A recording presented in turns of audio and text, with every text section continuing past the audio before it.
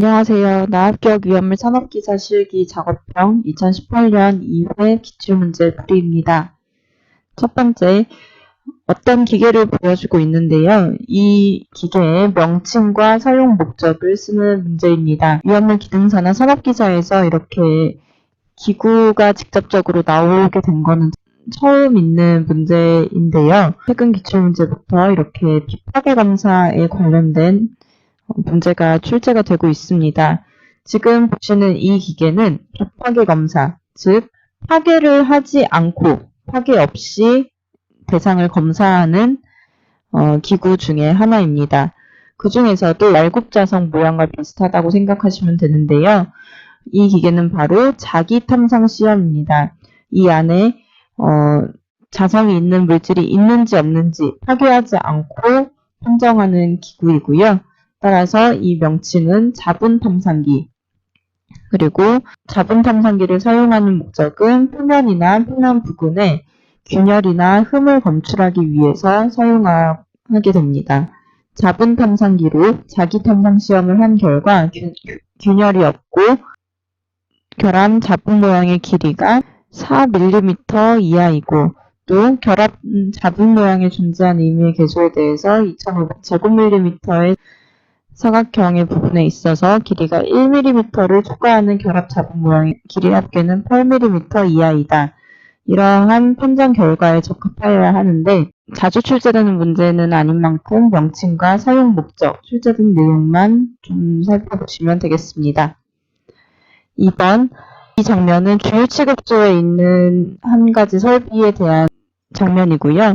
이 주유소에 주요 취급소에 설치되어 있는 관의 높이, 이 높이는 지상으로부터 몇 미터일까요?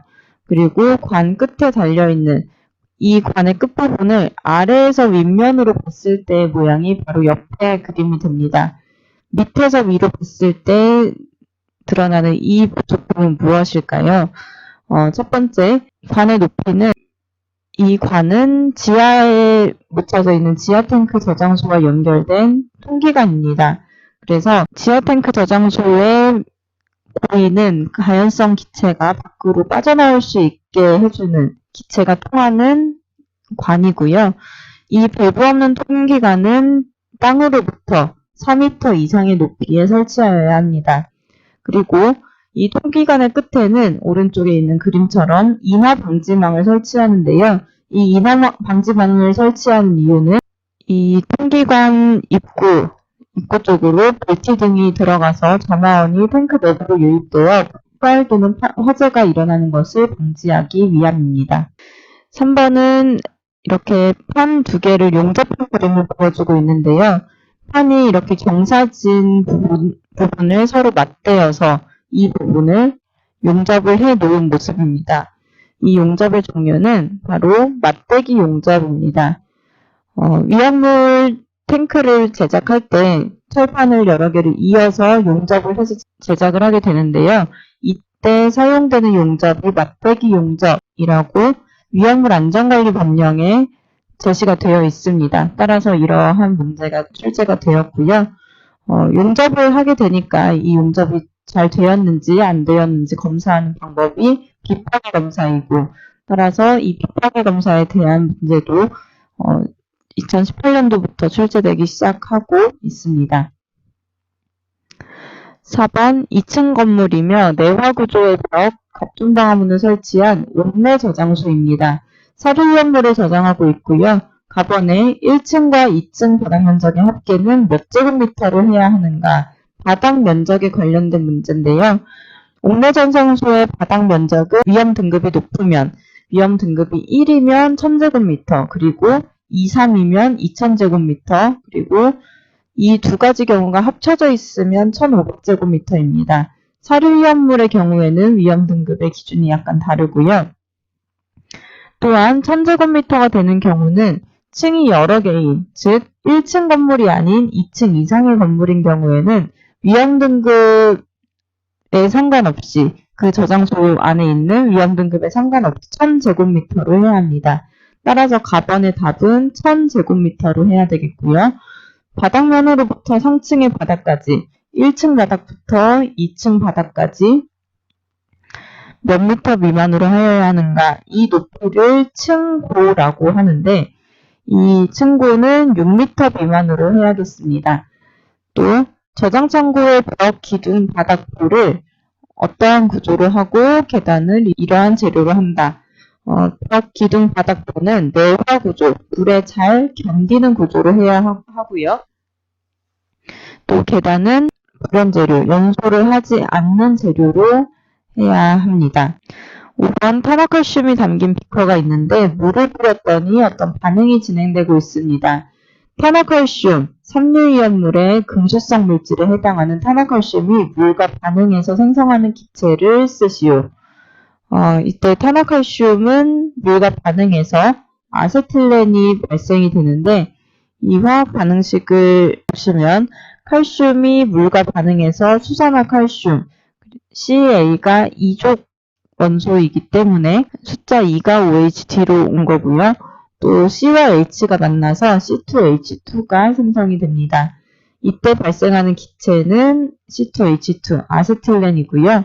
나번에 바로 이 생성된 기체의 완전 연소 반응식을 쓰시오.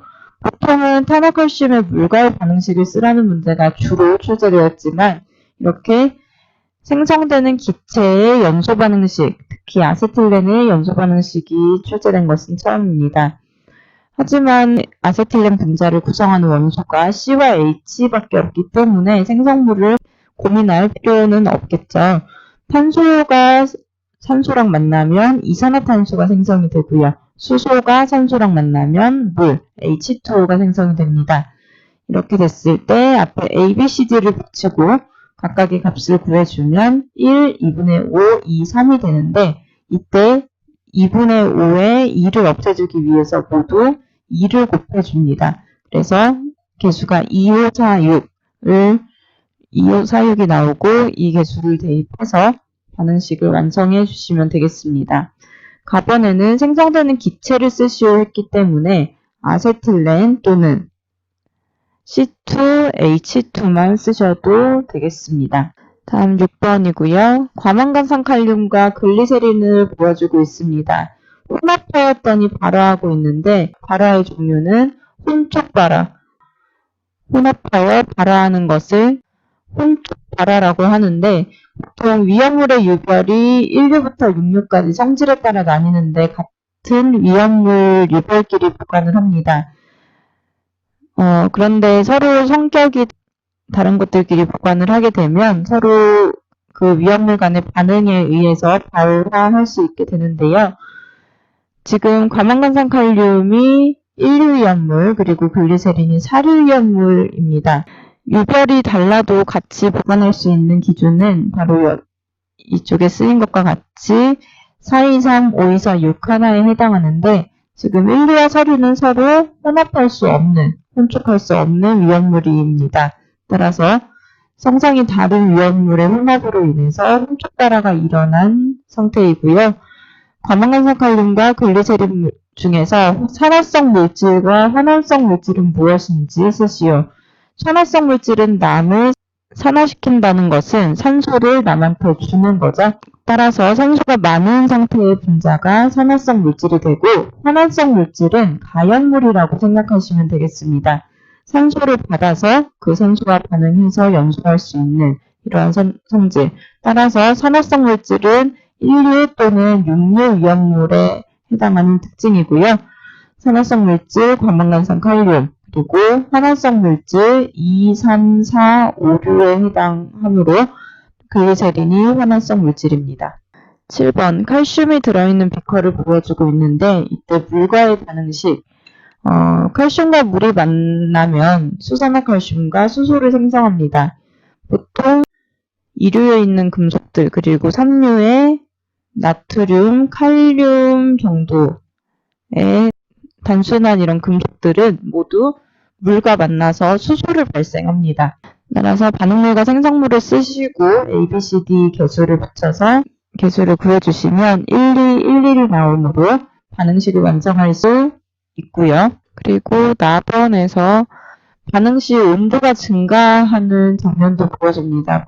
온도계가 나오고 온도계 온도가 올라가는 모습을 보여주는데 이렇게 물과 반응하는 반응 자체가 발열 반응, 열을 발생하는 반응이기 때문에 그래서 온도가 증가하는 현상을 볼 수 있습니다. 물과 칼슘이 만나면 폭발적인 반응을 하는데 이때 발열 반응이 일어나므로 온도가 올라가는 상황입니다. 화학 반응식의 개수가 잘못되어 있는 부분을 이렇게 해설에 있는 것처럼 수정을 해주시면 감사하겠습니다. 개수가 1211로 되어야 맞겠고요. 8번 5배 저장 탱크에 설치된 게시판인데요. 이 게시판에 들어갈 내용을 잘 알고 계셔야 하겠습니다. 게시판의 내용 중 표시하지 않아도 되는 사항, 그리고 위험물의 법령상 잘못 표기된 사항, 누락된 항목들을 쓰기 위해서는 게시판에 들어갈 내용들을 알고 있어야겠는데요. 제조소 등의 종류, 여기가 옥내 저장소인지 아니면 위험물 제조소인지 위험물 주요 취급소인지 이런 것들을 종류를 쓰고 제조소 등에 취급하는 위험물의 유벌에 따른 주의사항 그리고 위험물의 유벌, 품명, 저장 최대 수량, 취급 최대 수량, 지정 수량의 배수, 안전관리자의 성명까지 총 7가지가 게시판에 들어갈 사항입니다. 따라서 게시판의 내용 중 표시하지 않아도 되는 것은 바로 이 허가일자는 표시하지 않아도 되는 것이고요. 그리고 품명이 지금 위험물 안전관리 법령상 잘못 표기가 되어 있습니다. 사료 위험물의 등유를 보관하고 있으면 등유에 품명을 써야겠죠. 등유의 명칭이 아니라.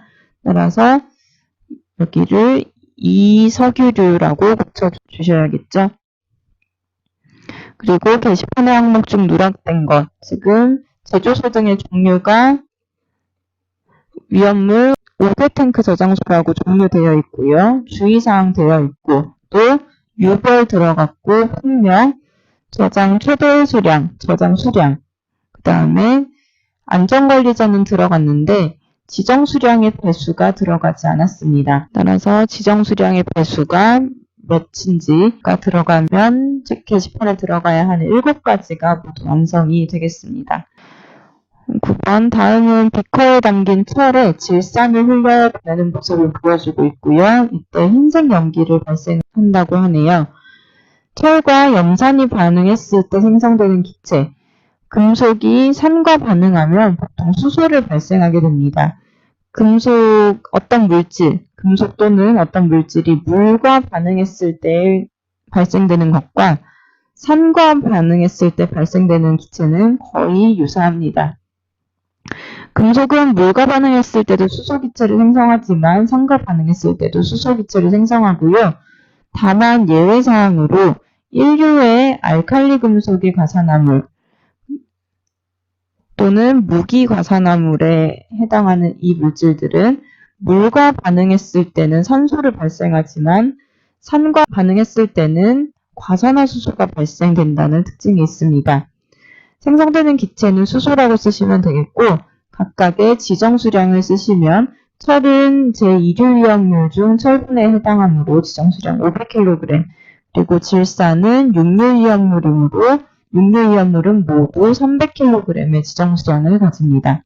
10번 이동탱크 저장소에 배치해야 하는 자동차용 소화기 이전에도 한번 출제가 되었던 내용인데요. 출제됐던 문제도 변하지 않고 그대로 다시 나왔습니다.